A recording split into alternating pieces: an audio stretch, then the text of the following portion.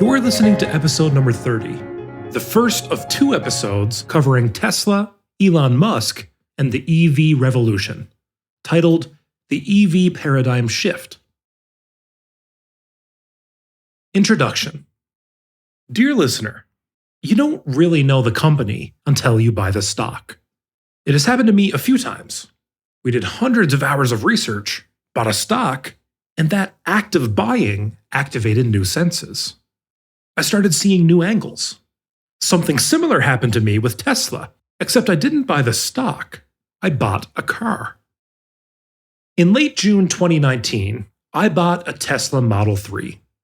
Most people would enjoy just driving such a car. Not me. I wrote about it for 2 or 3 hours a day, usually early in the morning. During evenings and on weekends, I would read anything I could find tangentially related to the electric vehicle or EV industry. I discussed EVs with a lot of my friends, who helped me to shape and polish my thinking. Why did I spend so much time on this? I really wanted to understand the impact EVs will have on everything, from a drop in the demand for oil, to an increase in the demand for other energy sources, to the transformation of geopolitics, to changes in the trucking industry, and the implications for railroads to… the list goes on and will continue to grow. There is also an element of natural curiosity. I learned a lot, and the process of learning brings incredible satisfaction. There were also offensive and defensive business reasons. I am always looking for new investments, and a lot of opportunities will be created by the transition to EVs. On the other hand, EV disruption will claim its victims, stocks to avoid. Finally, I was able to develop several mental or thinking models, which I will be able to apply to other investments. I really hope you enjoy this. Vitaliy. Part 1. A tsunami is coming at the auto industry. Quote, "The test of a first-rate intelligence is the ability to hold two opposed ideas in mind at the same time and still retain the ability to function." End quote. F. Scott Fitzgerald. This article is going to raise more questions than it will answer. It will equally frustrate Tesla bulls and bears. I was thinking a lot about F. Scott Fitzgerald's quote about first-rate intelligence as I juggled opposing frameworks and conclusions. My history with Tesla goes back to 2015. I put a deposit down on a Model 3 the day Model 3 was announced. I patiently waited for 2 years, but when I went out to buy a car, my local Tesla store did not have any for me to test drive. The four-wheel drive version was not available, and the $35,000 car I was originally promised was suddenly being marketed by Tesla as a luxury BMW competitor, and priced as such. At that point, my $1,000 deposit looked like a 2-year interest-free loan to Tesla, and I asked for my money back. As I later found out, I was not the only one who felt that way, as Tesla's 455,000 order backlog, which at the 2018 production rate should have lasted years, disappeared very quickly. 6 months later, I was bombarded by emails from Tesla telling me that I didn't have to wait to buy a new car. Fast forward a year. Tesla released the four-wheel drive option, lowered and simplified its prices on the Model 3, and increased the drive range to 310 miles. By this time, my local Tesla store had plenty of Model 3s for me to test drive. And drive I did. I had driven the Model S before, and I was pleasantly surprised to find that, despite not having air suspension, the Model 3 was even more pleasant to drive. Finally, the price started to make sense.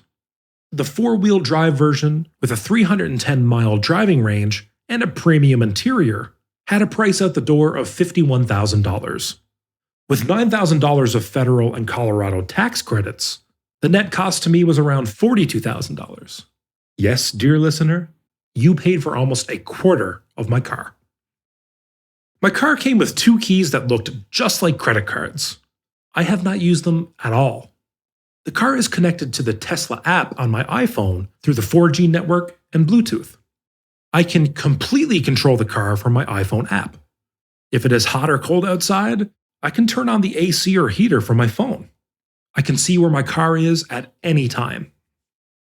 When I approach my Tesla, I don't have to do anything. My phone is in my pocket. The car magically opens. When I sit down, I don't have to push a start button. I just push the lever to drive or reverse and start driving.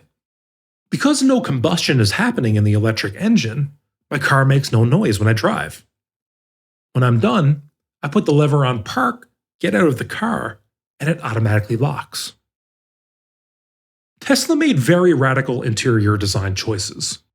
Aside from buttons to open and close doors and windows, there are no physical buttons inside the car.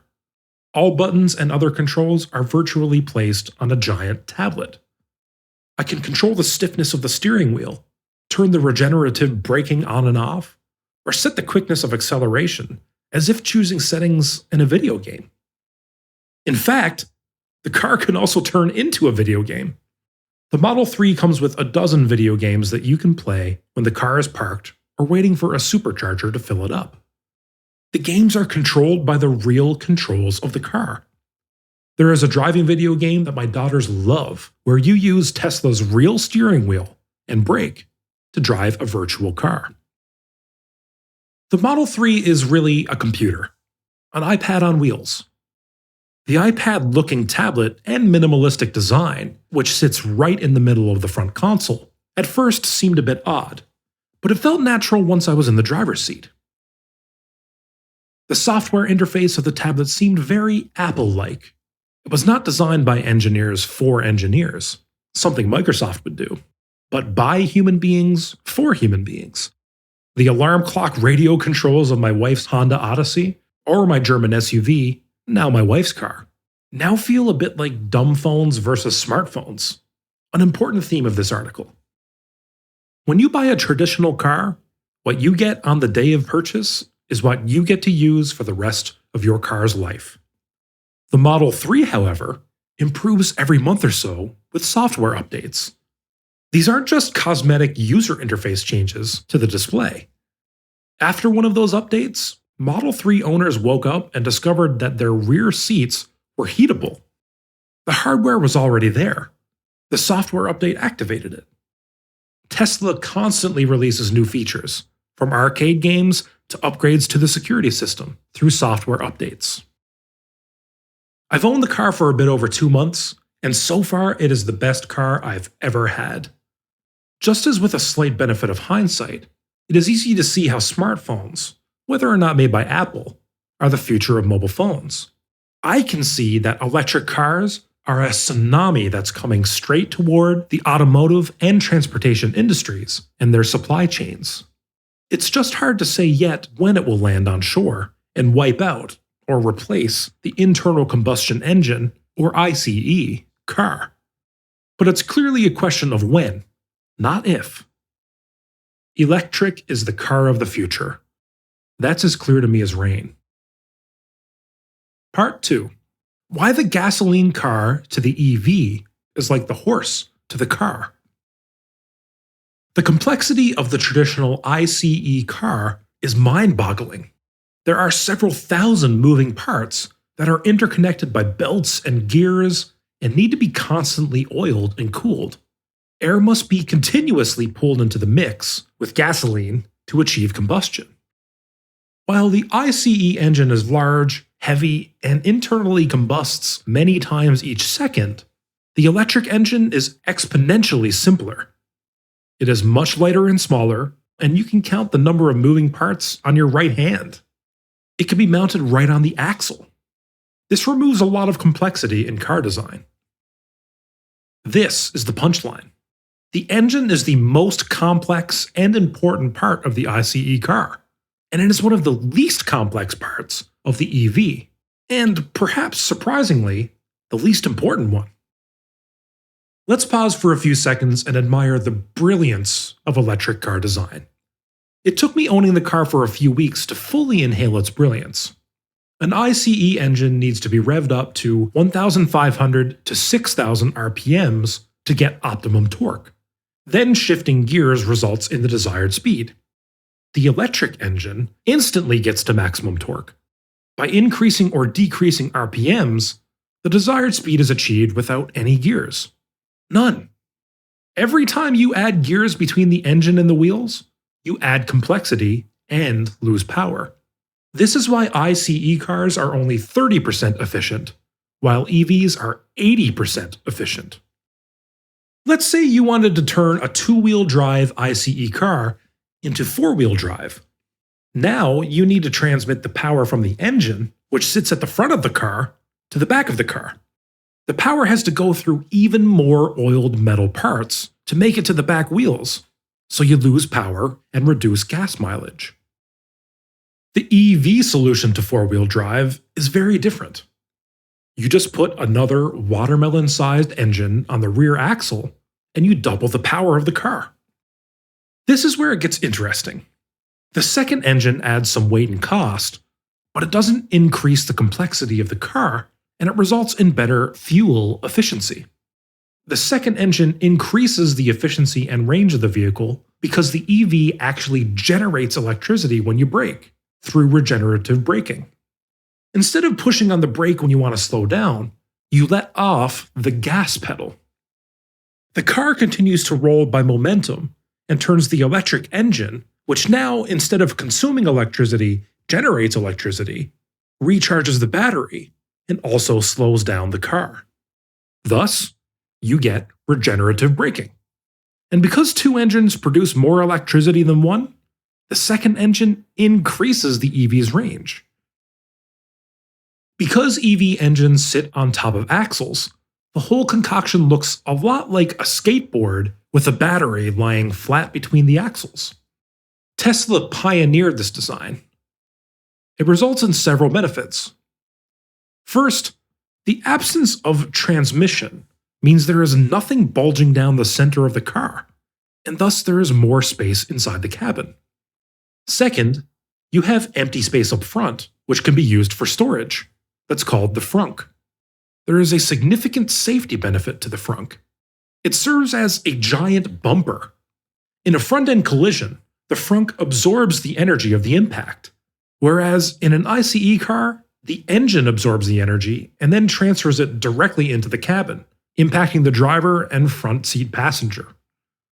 Third, the battery pack significantly lowers the Tesla's center of gravity, improving the driving experience and making the car less likely to flip.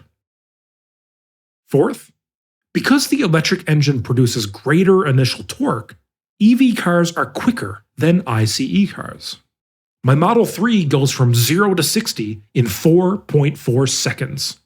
Every time my wife gets into the passenger seat of my Model 3, she reminds me that I am a money manager, not a professional race car driver. The performance version that costs about $7,000 more than the version that I bought does this in about 3.2 seconds, putting it on par with a super sports car like a Corvette. Fifth, because electric engines work on electromagnetism and there is little friction, you don't need to oil them. There are very few moving parts, so electric cars require a lot less servicing than ICE counterparts. Due to regenerative braking, even the brake pads should last much longer than on ICE cars. I can keep going, but I'll stop with 6. An electric car does not need a grille in the front because it doesn't have a radiator, and it doesn't need to cool down the engine, nor does it need to pump air into the engine. Therefore, the car is a lot more aerodynamic, and thus, again, more efficient. As a side note, it's too early to freak out about the impact electric cars will have on car dealerships and car repair and service businesses. The US sells about 17 million cars a year, and there are about 180 million cars on the road today. If EV sales accounted for half, that is 8.5 million units starting today, and continued at that rate for the next 10 years, at the end of that period, the total EVs on the road would still be only half of all vehicles. Reality check. In 2018, only a few 100,000 EV cars were sold. In the short run, EVs will have little impact on ICE servicing businesses. In the long run, those businesses will decline dramatically into a sunset. Part 3. How EV range anxiety will give way to an EV charging gold rush.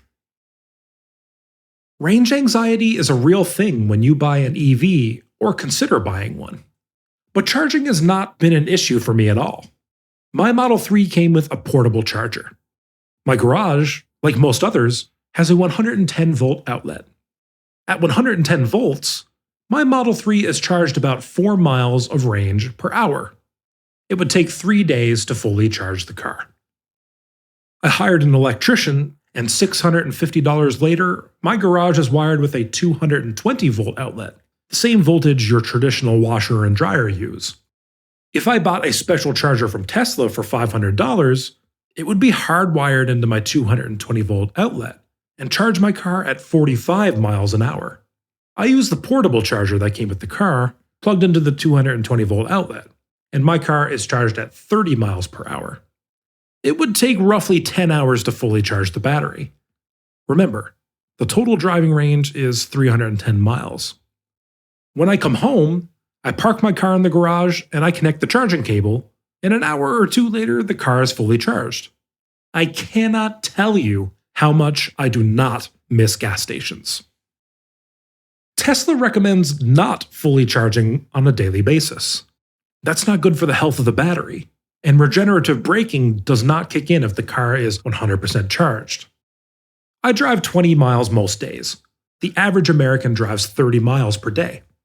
I charge my car to 270 miles on a daily basis, but I charged to 300 miles when my kids and I took our almost annual 360-mile road trip to see the Santa Fe Opera.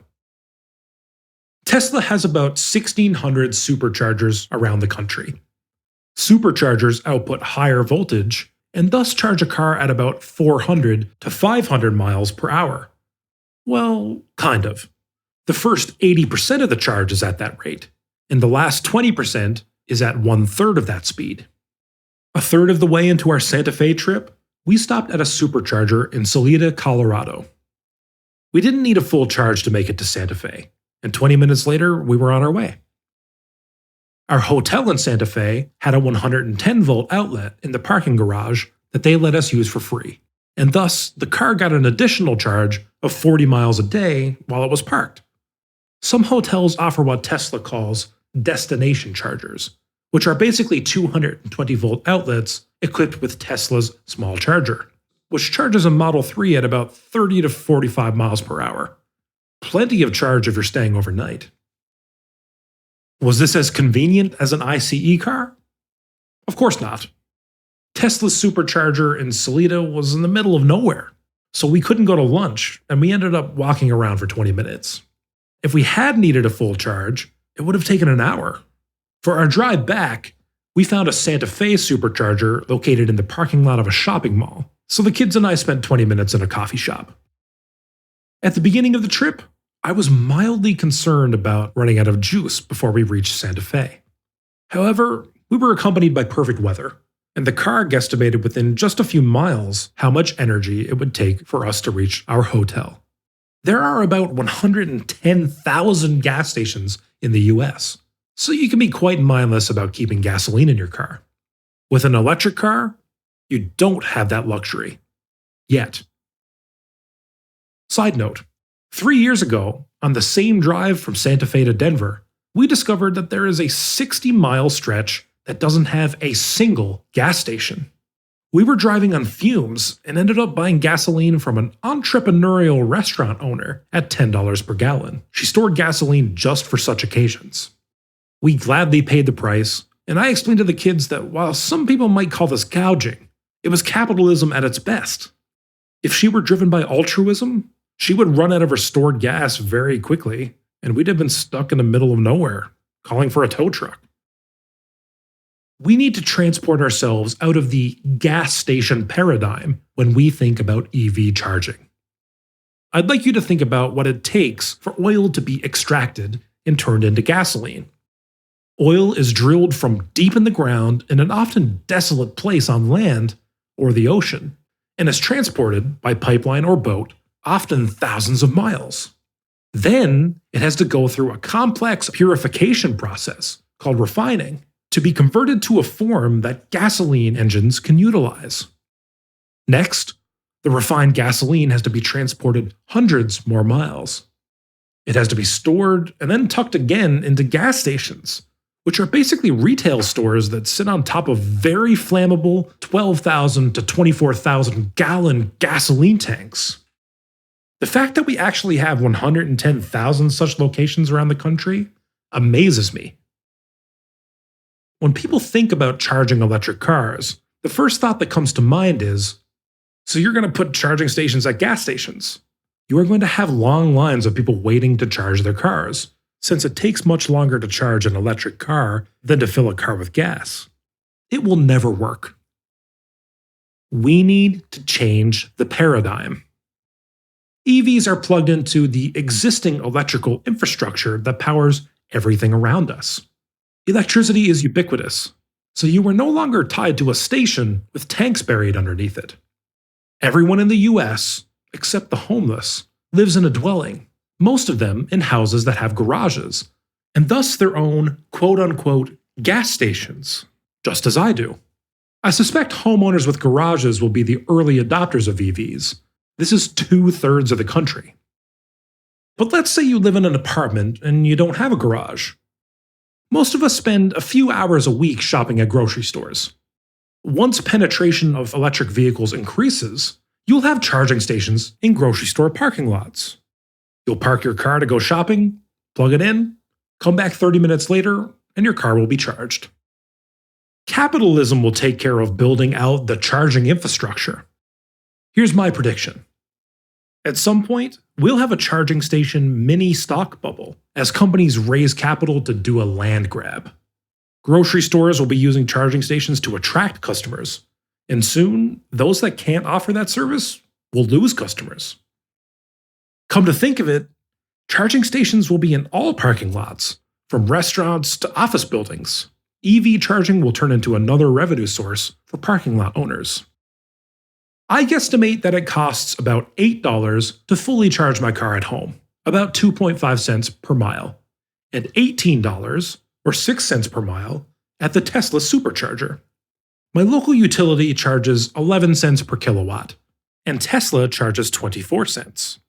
Thus, Tesla is making a 55% gross margin, or about $10 on every Model 3 customer who fills up. Model X and Model S owners charge their cars for free. I can see the following business model emerge. Let's say you spend $2,000 per parking stall for equipment and getting the space wired. You make $10 of gross profit per hour.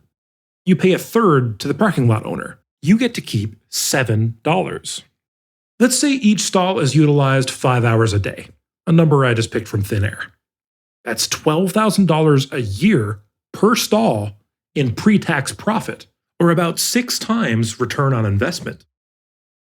Of course, Tesla is charging 24 cents per kilowatt because it wants us to use its superchargers only when we really need them. So that 55% gross margin is not sustainable and will decline. Today, we still have almost 30,000 laundromats in the US. Charging EVs is a much better business. EV charging will be the next gold rush, and traditional gas stations will go in the same section of history books as technologies that we have a hard time explaining to our kids. Phone booths, cassette tapes, flip phones, horse stables. The transition from ICE cars to electric vehicles is a bit like the transition our ancestors went through when society switched from horses to ICE cars. At first, people were wondering how they were going to feed those cars. It was a lot easier to find grass than gasoline, whether they would have enough decent roads to actually drive anywhere, and whether cars would be crashing into pedestrians and each other. It is obvious to us now that transitioning from horses to cars required a different type of thinking, a completely new paradigm. The domain of horses came with an ecosystem that was simply not applicable when we switched to the domain of ICE cars. Even though both performed the same function, horses got people and goods from point A to point B too. ICE technology was fundamentally different, and so was its ecosystem. I will come back to this very important analogy later. I imagine the 110,000 gas stations that keep our ICE cars humming along today will look like a rounding error when we count up the millions of electric filling stations that will be located in our garages and parking lots. Part 4. Tesla's risky gamble and the future of lithium-ion batteries. The main character in an ICE car is the engine. Car companies spend billions of dollars to make it do more with less, and they are running into decreasing marginal returns. They have to keep spending more and more to keep getting less and less. Because the battery, especially Tesla's, as you'll see shortly, is one of the key parts in the EV, it needs to be romanced tenderly to maintain the battery's charge and longevity. Your iPhone is optimized for duration of charge, but not for battery longevity. First of all, Apple has an incentive to build planned obsolescence into its iPhone. It wants you to replace it every 3 years. Second, most iPhones don't spend much time sitting outside in very hot and cold weather. They mostly remain in the comfort of your pocket at a battery-friendly temperature. And finally, the cost of replacing a battery in your iPhone is $70, but replacing a Tesla battery costs $10,000. The lithium-ion battery, the battery used in your smartphone and Tesla, basically works on a chemical reaction and is sensitive to hot and cold weather. In cold weather, a battery loses its charge faster. Hot weather damages the battery, reducing its charging capacity and shortening its life. As a battery is one of the most important assets of the EV, the car constantly micromanages its battery. In hot weather, it cools it down. In cold weather, it warms it up. Therefore, your EV driving range will vary in different temperatures by as much as 30%. In addition to the car diverting energy from the battery to maintain the battery's temperature, cooling it down or warming it up, energy is also diverted to maintain the temperature in the cabin. Unlike an ICE car that takes heat generated by the engine and turns it into warm air for the cabin, an EV uses its battery to create warm air and cool air. This brings us to what Tesla enthusiasts call phantom drain. When you are not driving and your EV sits idle, the battery charge declines. If you think about it, the same thing happens to your iPhone. Even when you don't use it, the phone is still connected to cell towers and Wi-Fi, and thus the battery still loses power. In the EV, in addition to using energy to arm the security system and maintain a constant connection to a wireless network, the car is protecting the battery when it is hot or cold. I estimate that my Model 3 loses about 12 miles a day to phantom drain, costing me around $110 a year, or the cost of 2 oil changes. The engine in an EV, though it will incrementally improve over time, is a less important player. The battery is the most expensive single part of the car, and a very complex one too.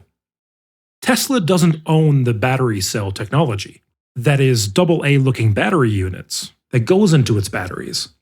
That belongs to its partner, Japanese conglomerate Panasonic. Tesla designed the battery pack, that is the enclosure that houses the battery cells, and the battery management system controller, or computer, that routes and manages electricity flow and the microclimate of the battery cells. The battery is a key technology for Tesla, but as of right now, Panasonic is in control of a big part of it. Just as Apple chose to bring development of the CPU that powers its iPhone in-house, Tesla, which is vertically integrated, may eventually increase its control over its battery technology. The company's purchase of Maxwell Technologies, which has a battery technology that may significantly lower the cost of cell manufacturing, is the first move towards independence from Panasonic. On the one hand, this strategy has a great appeal because if Tesla is able to produce a better, more durable, lighter, longer range, faster charging battery at a lower cost, it could become a source of competitive advantage. Today, Tesla doesn't fully control its destiny when it comes to batteries. So if BMW decides to use Panasonic cells, Panasonic will gladly sell to it. BMW would still have to develop its own battery management controller, though. On the other hand, this vertical integration strategy could backfire. If EV batteries turn into a commodity and the aforementioned features become ubiquitous, then the lowest cost manufacturer wins. Tesla would argue that the vertical integration will ultimately result in lower costs. The company has built a giant battery factory in Nevada that it calls the Giga factory. When it is fully operational, the Giga factory will be able to manufacture twice the quantity of lithium-ion batteries produced globally today. Tesla owns the building, and Panasonic owns the cell manufacturing equipment. Traditional ICE automakers that are tiptoeing into EVs have taken a more conservative strategy and are relying on suppliers like LG Chem, Samsung SDI, and others to produce a complete battery for them. A factoid: though the battery is called lithium ion, lithium is only 2% of the battery, which consists mostly of nickel and other metals. Rodney Dangerfield would say that nickel gets no respect, and he'd be right. I promise this will not turn into a chemistry class, but the battery consists of two electrodes, elements through which electricity flows: the cathode and the anode. Think of the plus and minus signs on your AAA battery. Cathodes carry negative charge and anodes positive charge. One of the biggest differences the Tesla battery and the batteries used in other companies' EVs, like the BMW i3, Chevy Volt, and Jaguar I-Pace, is the metals they put in the cathode. Traditional car companies choose the NMC, which is nickel, manganese, and cobalt combination, while Tesla ended up making a less conservative choice of NCA, that is nickel, cobalt, and aluminum. NCA offers long battery life, quick charging, and great performance. NMC, on the other hand, produces slightly less energy, but is less volatile and withstands larger ranges of variations of temperature.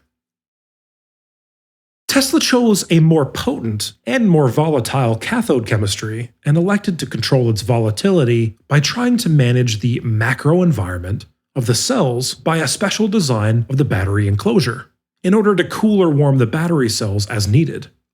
Each battery pack comes with an incredibly sophisticated battery management system that tracks the voltage and temperature of each cell and orchestrates which cells the Model 3 uses. But let's not sugarcoat this.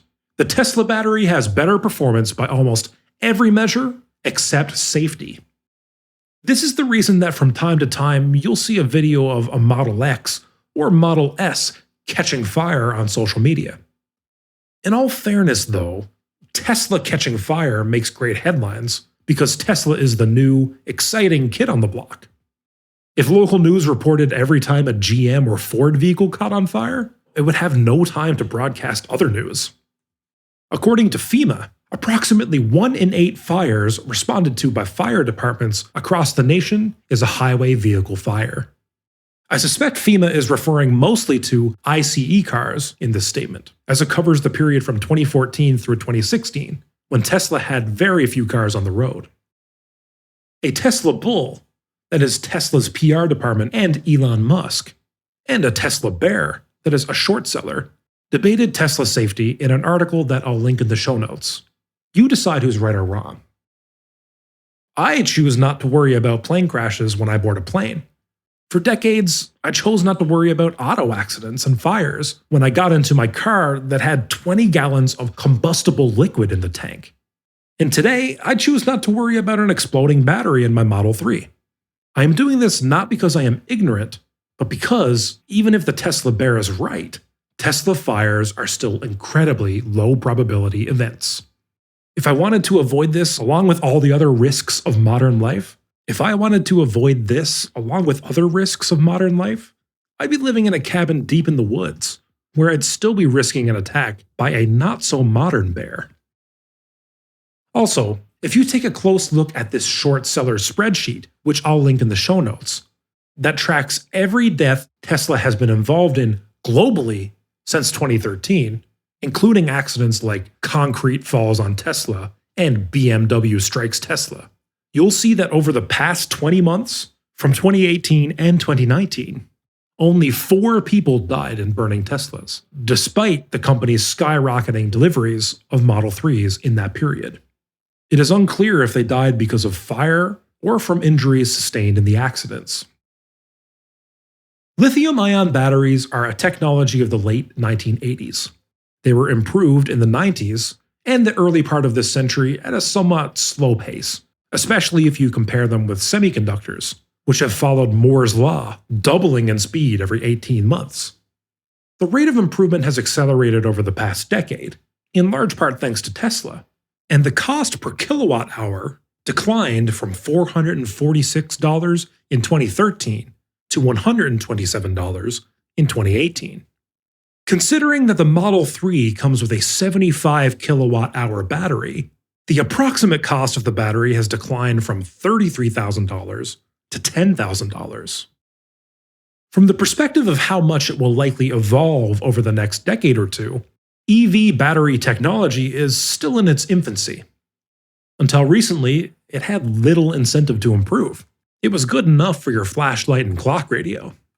Smartphones and laptops definitely have helped to propel it forward, but their focus is on the duration of the charge more than on the number of charges and dramatically lowering costs.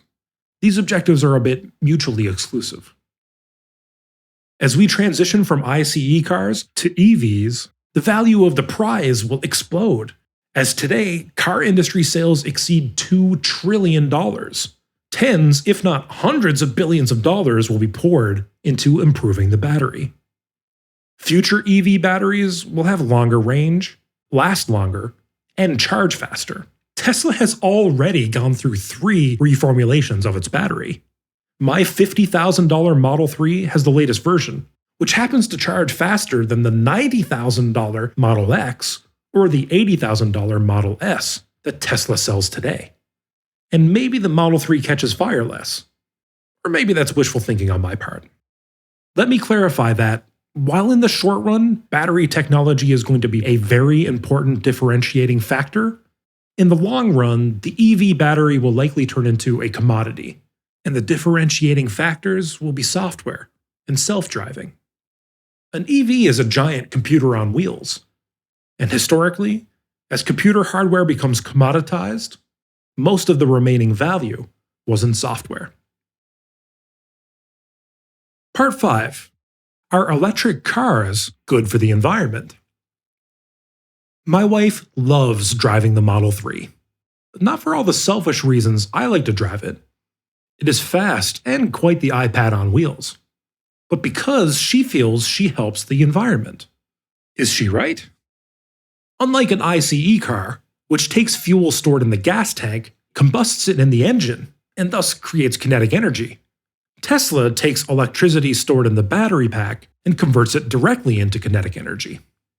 That's a very clean and quiet process. However, the electricity that magically appears in our electrical outlet is not a gift from Thor, the thunder god. It was generated somewhere and transmitted to us. As I write this, I am slightly disturbed by how the topic I am about to discuss has been politicized. I am not going to debate global warming here, but let's at least agree that the excess of carbon dioxide, or CO2, and carbon monoxide, or CO, is bad for you and me, and for the environment.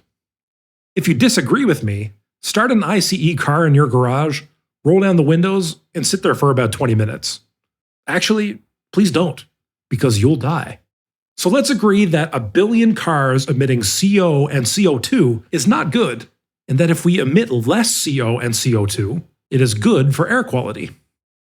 Roughly 2/3 of the electricity generated in the US is sourced from fossil fuels. The good news is that only half of that comes from coal. The other half comes from natural gas, which produces half as much CO2 as coal, though it has its own side effects. It leaks methane. Another 20% of US energy comes from nuclear, which produces 0 carbon emissions. The remaining 17% comes from green sources, such as hydro, which is 7%, wind, which is 6.6%, and solar, which is 1.7%. So, if tomorrow everyone in the US switched to an EV and our electrical grid was able to handle it, we'd instantly cut our nation's CO2 emissions by more than a third. That's a good thing. Aside from all the reasons above, including going from 0 to 60 miles per hour in 4.4 seconds, the reason I'm a big fan of electric is that it gives us choices. Gasoline cars run either on oil or on oil. Electric cars open the door for alternative energy sources. That flexibility means oil might stop being the commodity that dictates our geopolitics, and that could mean we'll have fewer wars. There are alternatives to fossil fuels that have much less impact on the environment, and you and me. There is nuclear energy, for one. To me, this is a no-brainer. Nuclear power plants have little environmental footprint. They spit out steam. But we have had Chernobyl, 3 Mile Island, and Fukushima. It is unclear how many people died in those disasters, because the death toll estimate ranges from a few dozen who died from direct exposure to thousands who died from cancer caused by radiation. If cooler minds had prevailed, we would not be on the 4th generation of nuclear reactors, but the 400. Nuclear should be our core energy source. It's cheap, it produces very little CO2, it provides stable, predictable output, and the latest versions are safe. They cool themselves down if there's a loss of power. However, what I have learned in investing is that what I think should happen doesn't matter. Only what will happen matters. Here's the good news. Nuclear production is expected to increase by almost 50% over the next 20 years, and 90% of the increase will come from the two most populous nations, China and India. After the Fukushima disaster, Germany decided it wanted to quit nuclear by 2022. Ironically, Japan is going back to nuclear, and its green, wind, solar, hydro, and biomass energy generation went from less than 20% in 2011 to 44% in 2018. Its electricity price to households went up 24% over that period. Germans pay almost 3 times as much for electricity as Americans, while their CO2 emissions have not budged. This happened for 2 reasons.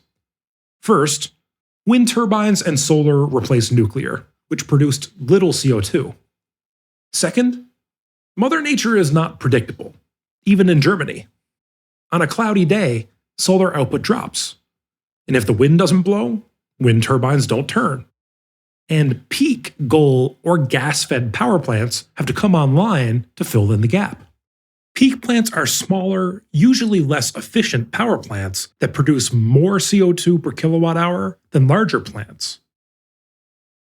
Despite the overall jump in Germany's electricity costs, electricity prices in Germany turned negative, yes, negative, on more than 100 occasions in 2017. Customers were paid to use electricity. It was breezy and sunny, so renewables produced a lot of energy. But there was no demand for it. So it was cheaper to pay consumers to use the power than to disconnect wind turbines and solar panels from the grid. 10 or 15 years ago, the thinking was that the solution to our energy problems would be the price of solar dropping. It has, falling by 50% to 80% over the past decade, and this trend will likely continue. The problem is that when we need heat or AC in our houses, we expect it to be available instantly, even on cloudy days. Instead of peak plants, we need peak batteries. On very sunny days, we'd store extra electricity in battery packs. Interestingly, Tesla provided a 100 megawatt battery system to the state of South Australia for $66 million to help it deal with a massive blackout in February 2017. It is unclear if Tesla actually made money on this transaction. However, it was reported that the batteries saved the state $17 million in 6 months by allowing it to sell extra power to the grid. Recently, Tesla announced the MegaPack, a battery that looks like a shipping container. A large, utility-grade solution that has 60% greater power density than the battery used in South Australia. Thus, The billions poured into battery technology for EVs are having the unintended consequence of lowering the cost of peak batteries. There is another inconvenient truth. Batteries, and renewables in general, are made of earthly materials that have to be mined, transported, refined, and turned into finished products, which are often browner, or whatever color is the opposite of green, than non-green alternatives. The Tesla battery weighs about 1,000 pounds and requires 500,000 pounds of raw material to be unearthed to build it. And there is yet another issue with lithium-ion batteries. They require cobalt, a mineral that is found in the Earth's crust, but 50% to 70%, depending on the source, of cobalt reserves are in the Democratic Republic of the Congo, a politically unstable country that doesn't shy from inhumane labor practices and child labor. Tesla and Panasonic have been reducing the amount of cobalt used in their batteries. It has declined by 60%. The Model 3 battery contains only 2.8% cobalt. The Volkswagen ID.3's battery contains 12% to 14% cobalt. Tesla and Panasonic recently announced that they are working on a cobalt-free battery. They'll substitute silicon for cobalt. I have to confess that after researching this topic, I now understand why Jeff Bezos believes we should mine asteroids for minerals and is committed to spending all his Amazon wealth on Blue Origin, his aerospace venture. And Elon Musk's SpaceX seeks to relocate Earthlings to Mars. No matter what path we take in generating electricity, we will still produce plenty of carbon dioxide in the process. However, electric cars provide options, and some are better than others, where gasoline cars are making the choice between oil or oil. What is going to happen to oil? Today, 70% of oil is used for transportation. In other words, we produce about 80 million barrels a day globally.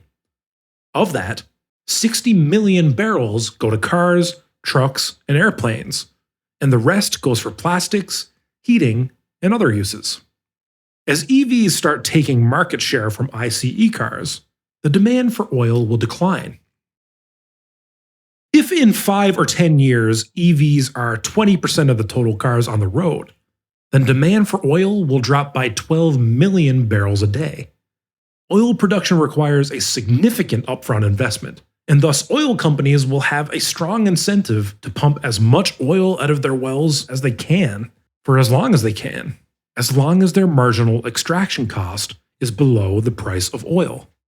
But supply exceeding demand will eventually lead to a collapse in oil prices. Low oil prices will lead to bankruptcies, which in turn will lead to decreases in the supply of oil. Oil prices will stabilize temporarily, only to face further declines in demand as EVs continue to take market share. At some point, national governments will put in ICE phase-out deadlines, which will accelerate EV adoption. Oil prices will decline again, and the vicious cycle will continue. Thank you for listening. This and other investment articles by Vitaliy are based on value investing principles that were first brought down from the mountain by Benjamin Graham and later were popularized by Warren Buffett. To learn more about these principles, visit investor.fm and listen to the first episode of this podcast, titled The 6 Commandments of Value Investing. To learn more about how Vitaliy's investment firm uses these principles to create low-risk, long-term oriented portfolios, visit imausa.com. Enjoy life and prosper.